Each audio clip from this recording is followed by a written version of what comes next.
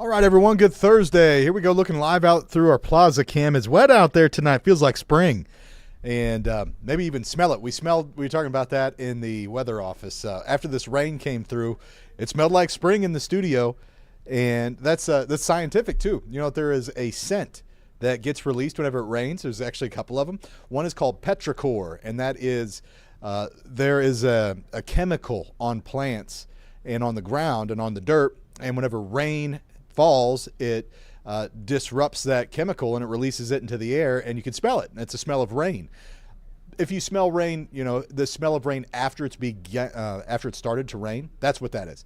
Sometimes, though, you can smell, you know, rain's coming, and that's ozone. That's actually the ozone from upstairs in the atmosphere being brought down before the rain reaches you. So if you've ever wondered, can you smell rain? Yeah, you actually can. So we smelled it earlier today. Very spring-like vibes out there.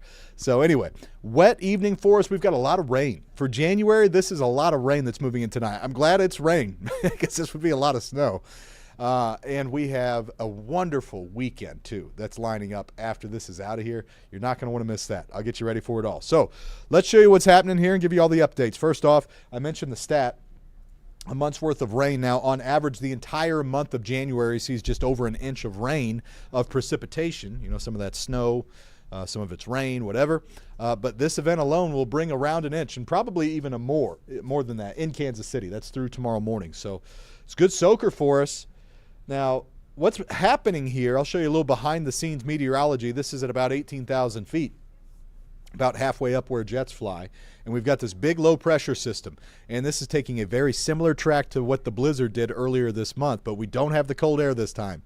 It's all rain, but it's a big system. It's going all the way from Nebraska to the Gulf of Mexico, all the way down to the tip of Texas. So it's big, and it moves through this evening and tonight, even into tomorrow.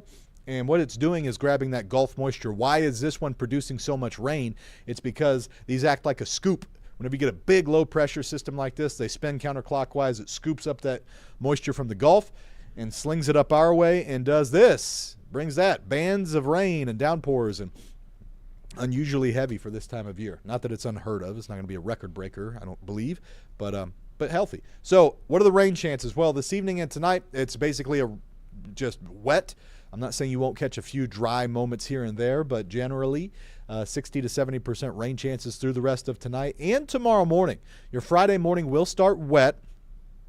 By about mid-morning, we'll see it tail off, and the first one will end after 10 o'clock. And then it shuts down pretty quickly on Friday, and things will get better for us. So the bottom line is this. The three things that you're going to want to know is, number one, this evening and tonight. It's widespread rain, and if you're not getting it now, you're going to get it. Everybody's going to see rain out of this. So first warn for that, and then into the morning. After that, we turn dry, and then a breezy afternoon for us, and then that outstanding weekend. What's going to make it so great is how warm it will be. I mean, we're looking at 15, 20, 25 degrees above what's normal as we start February, because this weekend is beginning of February. So here's the radar, and right now it's to the west. You know, it's along, you know, the state line essentially, and then up into the Iowa border north of St. Joe. But this is, I mean, a spring-like look on our radar. Typically in January, you're going to have just little green on the radar because we don't have much moisture to work with, but not the case tonight. Yellows and oranges and moderate to heavy downpours going from Mound City to Eudora, Easton, St. Joe, and within the metro too. Look at this. All across the metro, all across the 435 loop, rain's coming down. Heaviest of it right now from Unity Village, so Lee Summit, up to Independence and by Liberty, and then over to the west by Shawnee, Overland Park, and all of this is kind of drifting slowly east-northeast. So forecast radar, let's take you out through the rest of the evening. This is by 10 o'clock. We're still locked in. Notice we don't get as much if you're south and east of Kansas City. That will be a theme here. You're going to get rain in Warrensburg and Sedalia and Clinton. You just won't have it as persistently, and you won't have it as heavily through the night. All right, so there we go into tomorrow morning, and notice how it kind of pinwheels its way around. That's the low-pressure system working its way through, and we're on the back side of it for the morning, but still pulling down rain on this back side. So 7 o'clock, you know, you're getting your day kicked off, about ready to wrap up the week. And we have some showers. They don't look as intense, but good widespread rain.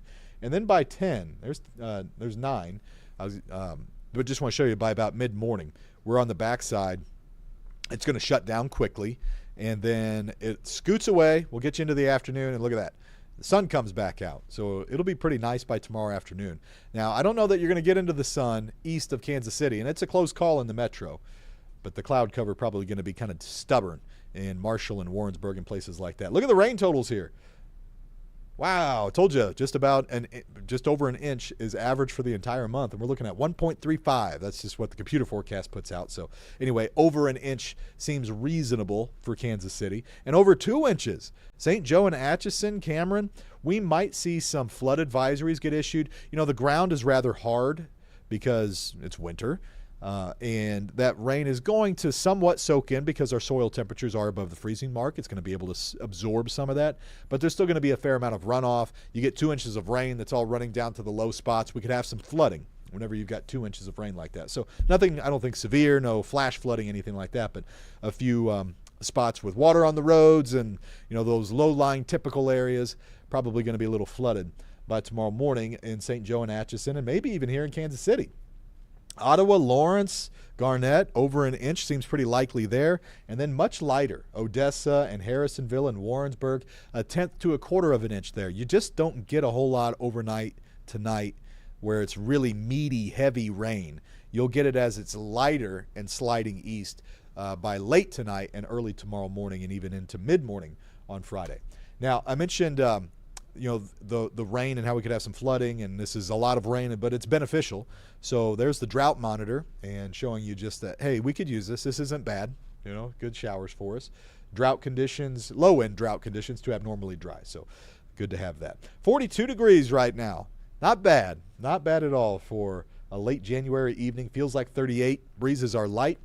We had fog through much of the day, and we still have some pretty thick fog. Look at Warrensburg down to a 1/4 mile. Half mile or so in Richmond and Marshall and Sedalia.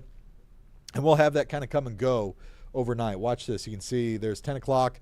Could have reduced visibility from the fog, also from the rain, of course. I don't see super dense, heavy, thick fog. I think it's just going to be kind of patchy, but it'll be out there. And then here's tomorrow morning. There's 7 o'clock. Notice, we're going to have a better breeze tomorrow morning, and that breeze helps mix the atmosphere, so fog shouldn't be as heavy and widespread as it was today, but still in spots. And then it's gone as we get into the afternoon.